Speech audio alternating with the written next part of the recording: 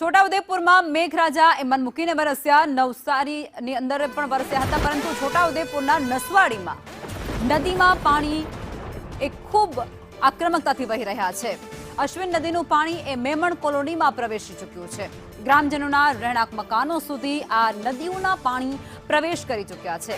ઘરોમાં પાણી ભરાતાની સાથે જ હવે ત્યાં વસવાટ કરતા જે સ્થાનિક લોકો છે એ ખૂબ ચિંતિત જોવા મળી રહ્યા છે, કારણ કે તેમને મોટા પાયે આર્થિક નુકસાન વેઠવાનો વારો આવે તેવી પરિસ્થિતિ નસવાડીમાં અત્યારે જોવા મળી રહી છે।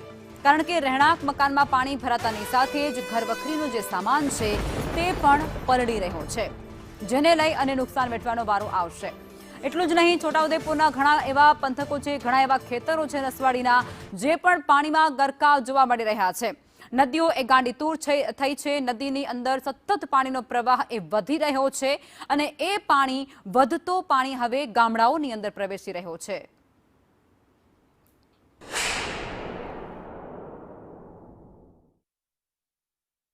છોટાઉદેપુર જિલ્લાના નસવાડીમાં જે રીતે ધોધમાર વરસાદ પડ્યો અને ત્યારબાદ આ અશ્વિન નદીનું જે પાણી છે તે બેક મારી રહ્યું છે।